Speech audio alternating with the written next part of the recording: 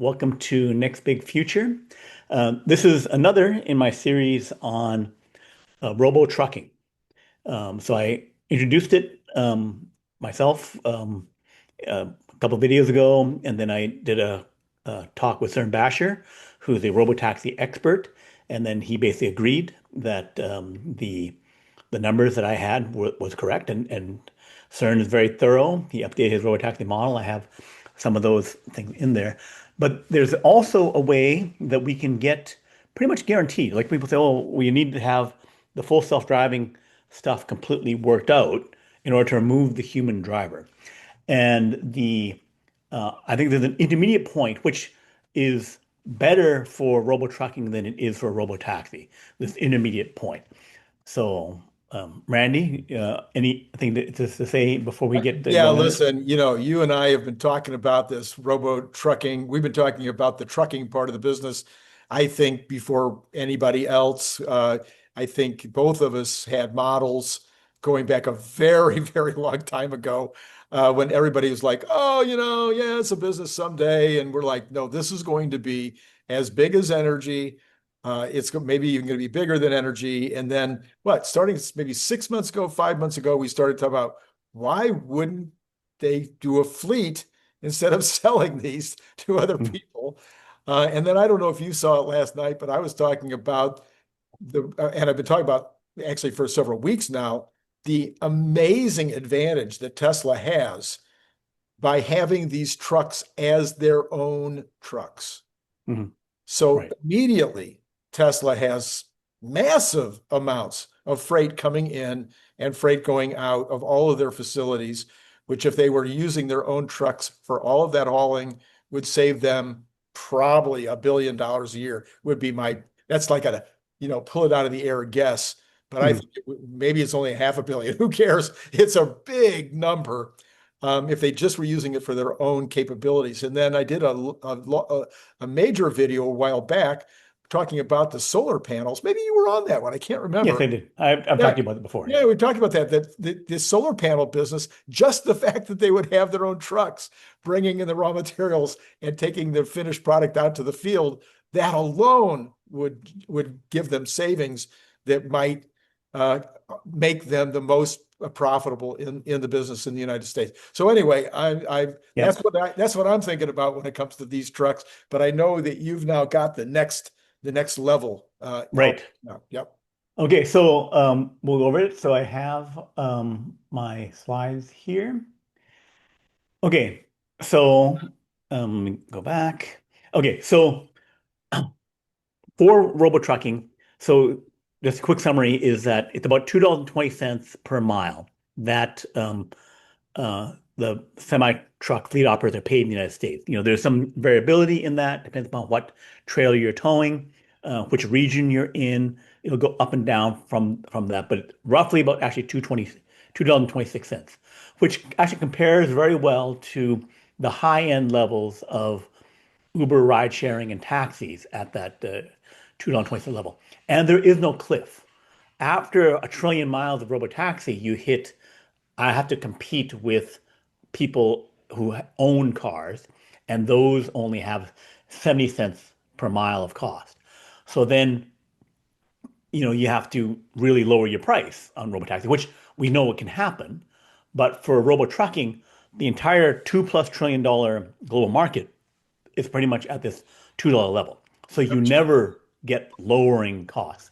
So then the question is, how fast can we do it? And I'm going to say here that in late 2026, we can start doing this at substantial levels. One, the number of trucks made by Tesla Semi with a 50,000 truck capacity um, factory should be able to get up to 10, 20,000 units in 2026. And we'll have a more advanced version of FSD, which can enable platooning. This is trucks following each other, which is a highly valuable market. So let's get into the truck platooning part of it. So the Nevada factory for semis is done. They have started pilot production. 𝐒𝐮𝐧𝐝𝐚𝐲 has found 21 trucks, new trucks, not just the ones custom trucks built before, but new trucks that have made, and these are version 2 trucks with even more efficiency. 10 has more efficiency. So a pilot truck production line going up to a reasonable first shift, we could have 5,000, 10,000 made per year. So that would be in the range of 500 to 1,000 per month, starting in a couple of months here. Okay. Okay, so then, oops. So Tesla FSD platooning, I think, can start in 2026. It would be about half the cost of diesel trucks. So we have the 220. Diesel trucks tend to be about like $1.50, $1.60 cost per mile. There's the drivers, insurance, maintenance, etc. And the fuel costs are several times more than electricity, particularly the electricity of a Tesla semi.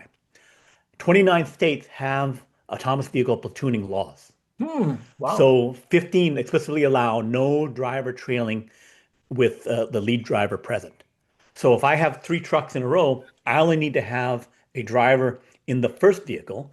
And if I have software that can let me follow safely, that's all I have to do, follow safely, which we know is a far easier level.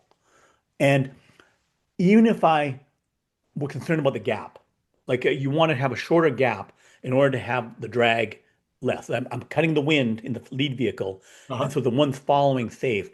If I was to say, I'm willing to give up some of that efficiency. I'll Yeah. have a wider gap on this. I just want to have lead driver in the front car, and then the next two trucks having no driver. Right.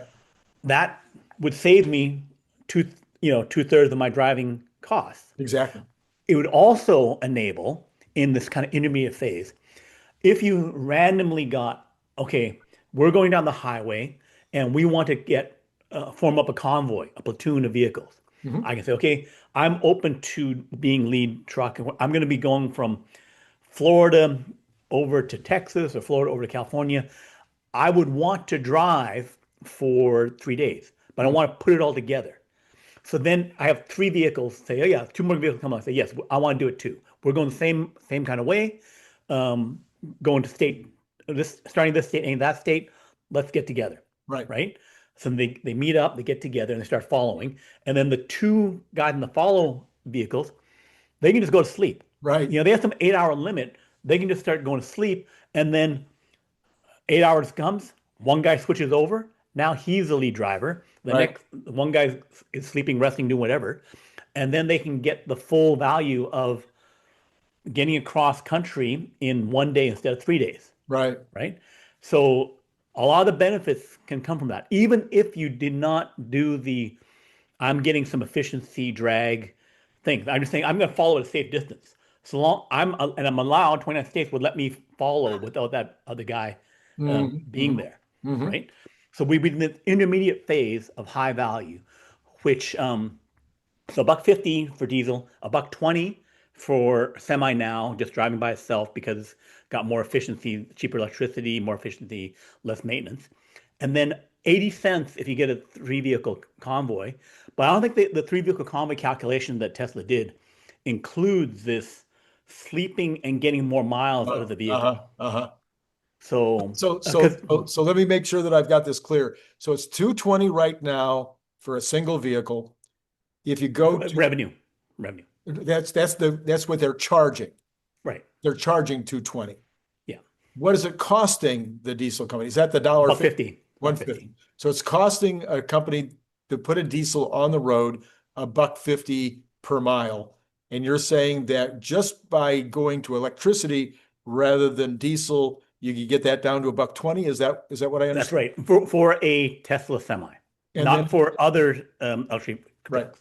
And then if you take out the one driver but you have three vehicles for one driver for three vehicles, that gets you down to 80 cents. Is that your Yeah, you get down to 8 cents. 8 cents? Okay. So 80 80 cents. cents So if per you, mile. yeah, all right. So that's And then full, halving. no drivers anywhere, you're in the 40-50% range. That was calculations done by Cern Okay. Basher. 40 to 50 cents a mile. Wow.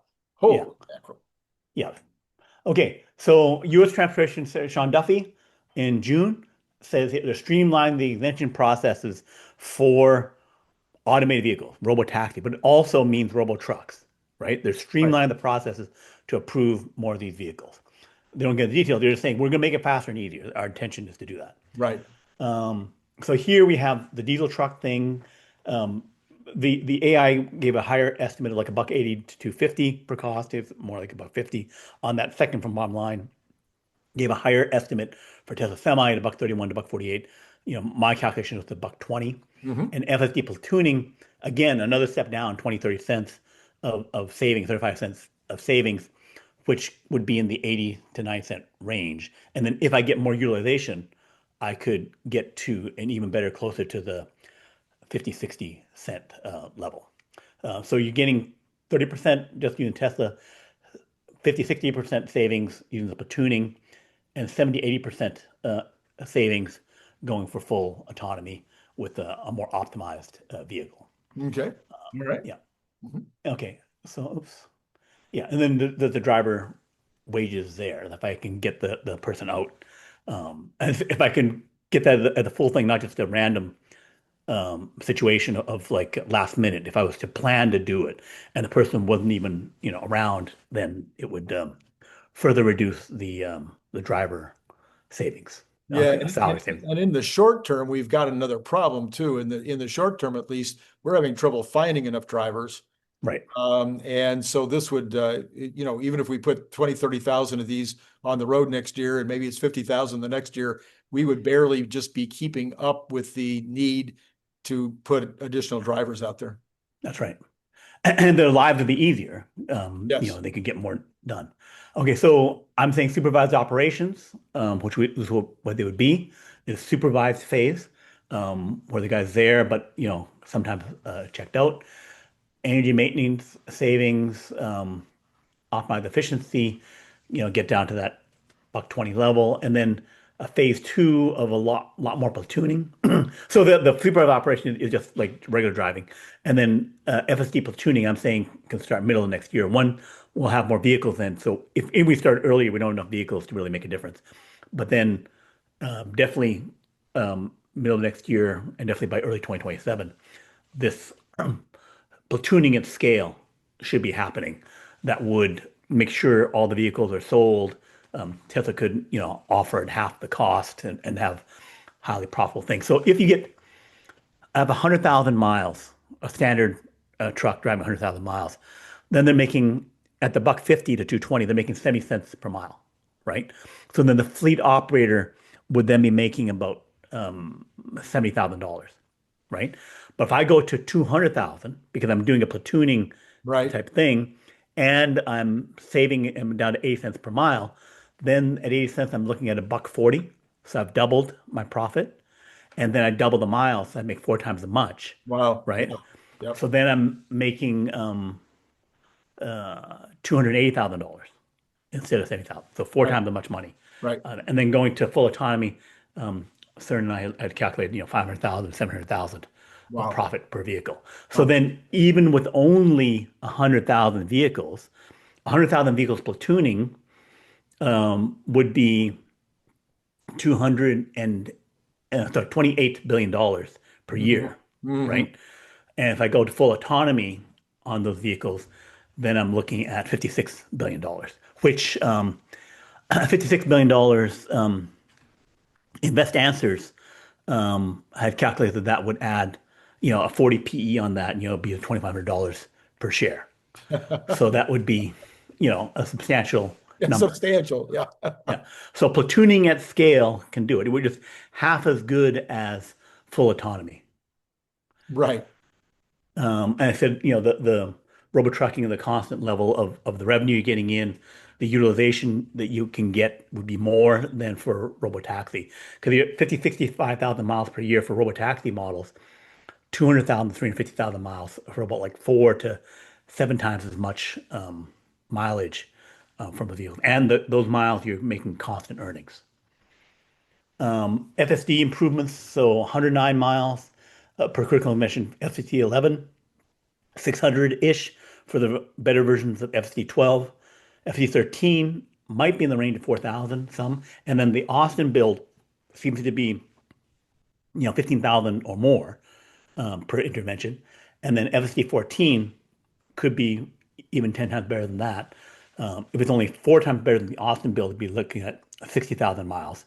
So we're looking at 6,100,000 miles per intervention, which is, better than Waymo substantially.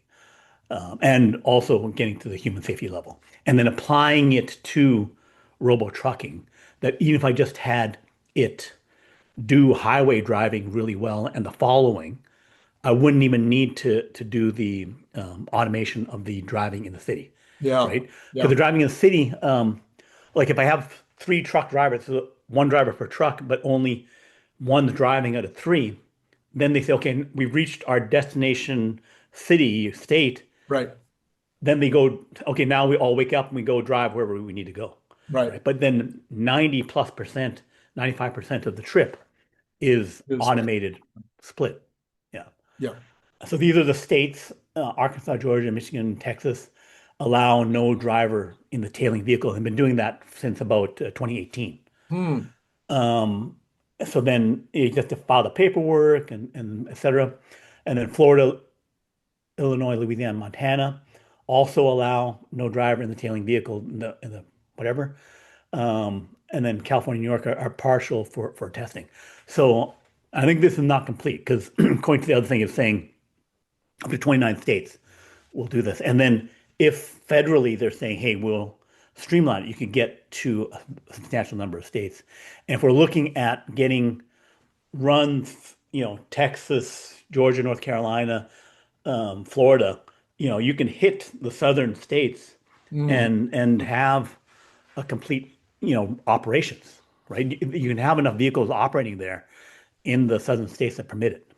Yeah, and I think it's worth interrupting to say this is assuming we even need to do this intermediate step, that it's Mhm. possible that with the advancement of FSD 14 that and the new trucks coming off the line, that they'll be able to put FSD 14 on these trucks, uh, Mhm. go out and start testing them. Who knows how good they'll be?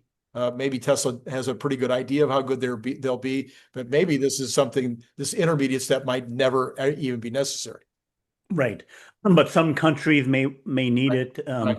like Mhm. having a partial supervision, but Yeah. it would be supervision only for one out of like three, one Right. out of 10 vehicles Right. that would need this supervision. Exactly. Um, so it'd be this halfway point when you're nervous Right. about it. Right.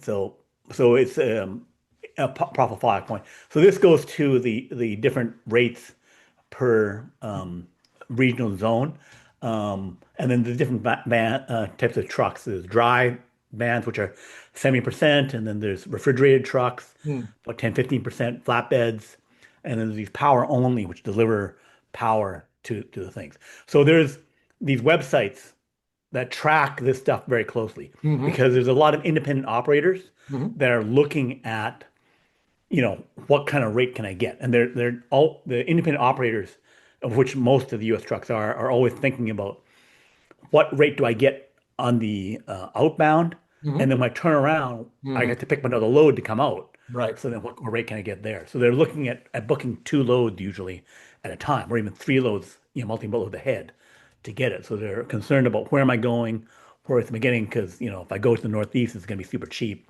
I want to stay, Midwest to South Central or something like that. And these rates move up and down. Sure. And then there's also contract rate versus the spot market. Contract rates tend to be higher right now, but this fluctuates. Obviously, spot can go, can go a lot higher, but it's kind of like feast or famine. It can Hmm. go Hmm. really cheap or really high. Contract rates, I lock in a solid number. And then it seems to last for multiple years, where say contract rates are higher than spot or spot's higher than contract for multiple years. And then that's for dry vans, the main kind of vehicles, and then for flatbeds, again, different markets for these different things. Sure. And then globally, um, the average per mile rates are actually can be quite high in China, $2.80 for a Hmm. 20-ton vehicle, Wow. and versus ride sharing where it can, the um, Uber equivalent is only 60 cents per mile because people can work a lot cheaper. Yeah. Why is the truck stuff staying so high Yeah. relative? Because the truck driver will be working cheaper. It's because of the fact that they can only get less miles per truck. A US truck can get 60,000, 100,000, very orderly markets, big customers, big Hmm. warehouses, that kind of thing.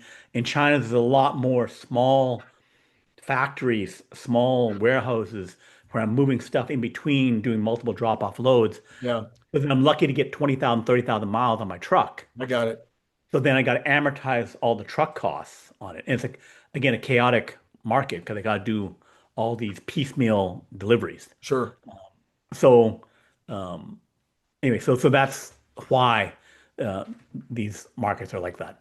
And then the per robotaxi 20 to 25 trips is a limitation to how many rides you'll get from each robotaxi, which in a robo trucking market, it can be far more predictable.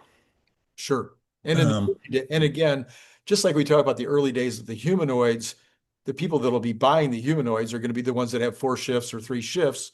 In the industrial world, the person that has 1 shift will not be able to bid up the price as high as the guy that's got 4 shifts. Same thing's going to happen with these truckers. The guys that are doing the cross country trucking, and it's one load cross country are going to be able to bid up the price a lot more than the guy that's doing short haul all over town, picking things up and leaving things off. and if they have a high level of loads where they can add in the platooning, Yes, that also saves them another 30%. right. So again, more valuable to them who have these large loads. And And and and and many people may not know this trucking industry was not very sophisticated in the United States 20 years ago, but with AI, all of a sudden it's become extremely sophisticated just in the last 10 years. The trucking industry, the dispatch of these independent operators that are everywhere, the dispatch methodologies are dramatically improved, uh, creating much more efficiency with regard to being able to get loads when people need loads. right. So this was Cern comparison of profitability per car based on the products. So you see a car, a standard Model Y is one times on the far right of how much profit there is.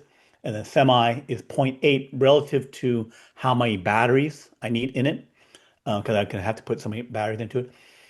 A car with FSD is, double the profitability. A profit for the car, a profit for the FSD. There would also be a semi with FSD with platooning, Yes, which would be about like 4 times, 5 times as profitable as a regular car, right. right?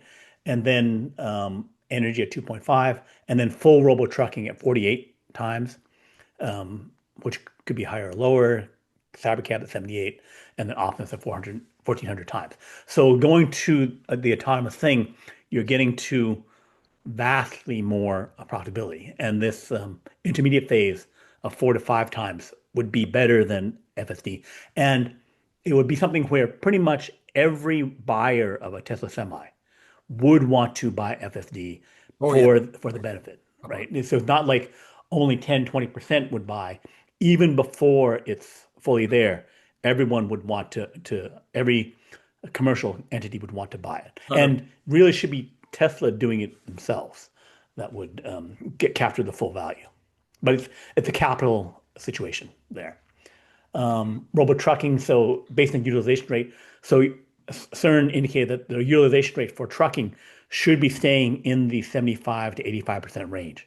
So it would stay at these really high levels versus robotaxi would be lower levels. And then the per miles, in the 800 to 1,000 mile per day range, which has been demonstrated in real world tests Right, starting in 2023, where they had right. 2 days at 800 miles.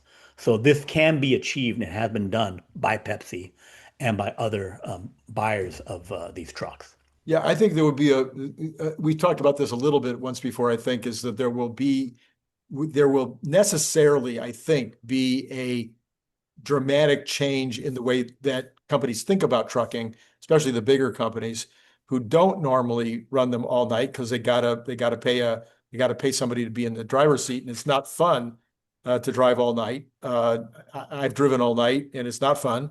Where you don't have a driver, now you can drive all night. So now you're talking about keeping the warehouses operating at different hours and whatnot in order to pick these loads up. But the savings is so dramatic, I think that's going to be a no-brainer. Right.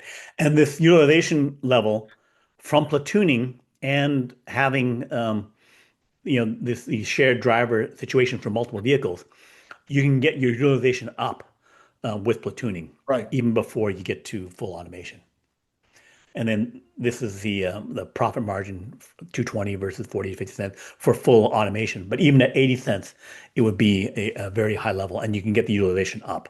So both utilization, which also saves you by having more miles to amortize against, both happen to a pretty good extent with platooning. And then Cern calculated out as this stuff scales. So again, looking at the high, the 80% column of utilization, getting to 50,000 or 100,000 vehicles, you're at 19 billion, $38 billion in net income for these things, with the PE multiple at 50,000 vehicles at 763 billion dollars of share value at 100,000 at 1.5 trillion. So you're looking at these doublings and triplings of the value of Tesla stock at relatively low numbers, which should happen in 2026 with platooning, 2027. So then this would happen earlier than many people expect.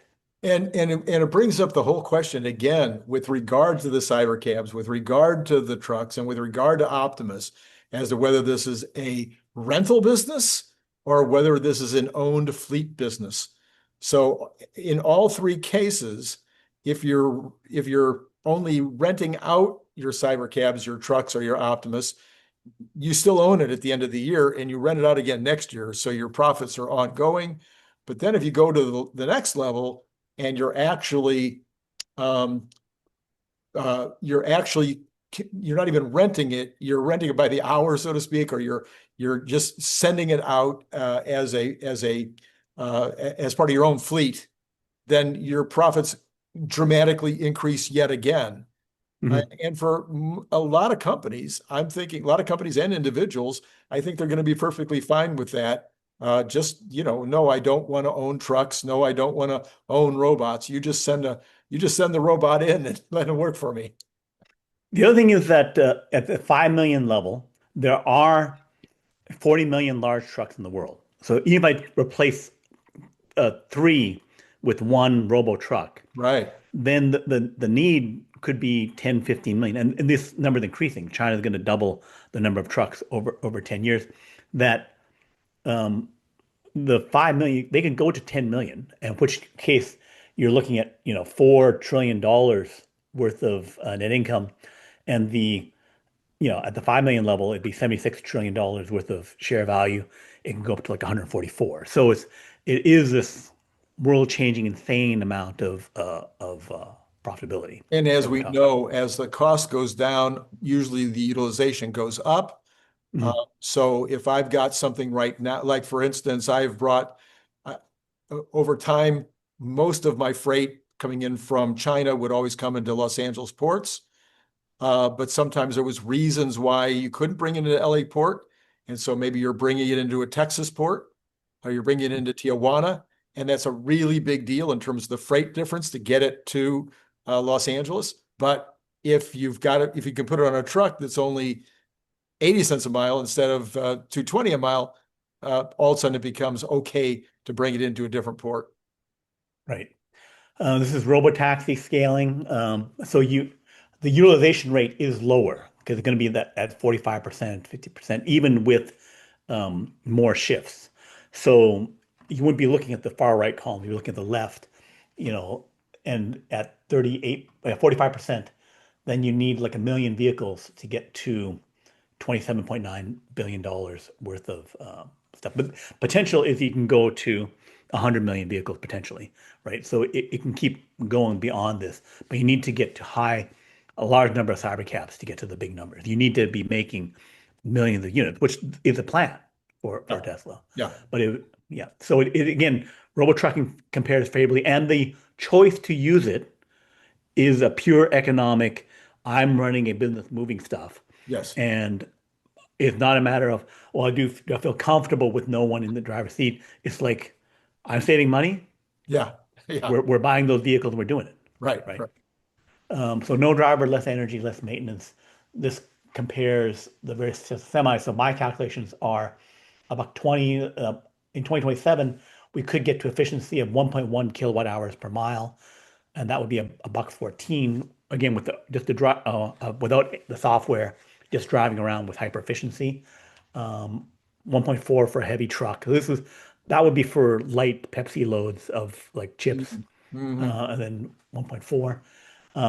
The next two lines in the middle are the Freightliner versions. Their electric one might get a buck 36 per mile, so it's better than their diesel version. It Mm-hmm. can only be used for super short trips, Mm-hmm. what like dryage type things where you're moving stuff around a port. Mm-hmm. Regional trucking you can't really do because they can only do like 100, 200 miles per day. Mm-hmm. Freightliner, diesel, the buck 50 I was showing at. And then the robo versions can get, I've calculated down to 34 cents. So Cern felt it, 34 cents.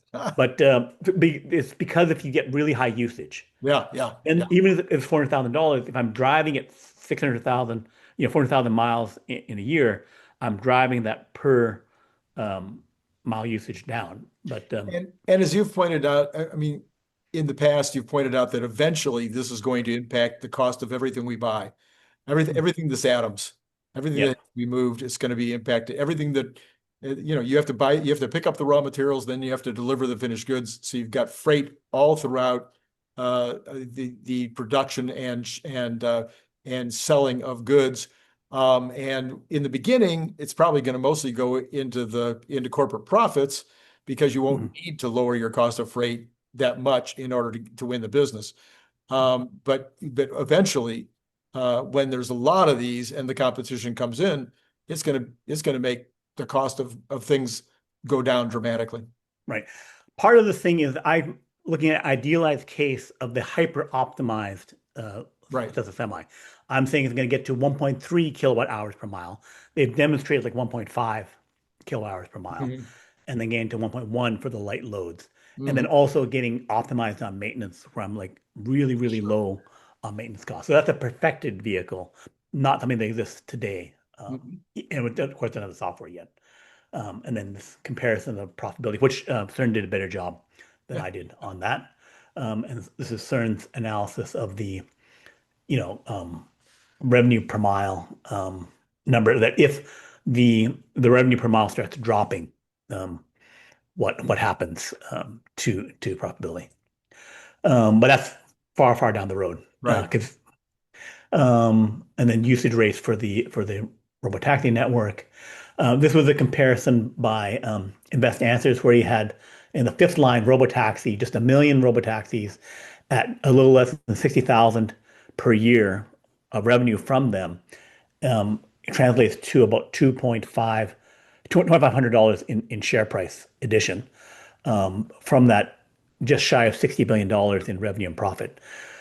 For semi, two lines below, he talks about just shy of 100,000 of them. He was just assuming you get one third of the value from selling it at $211,000 each.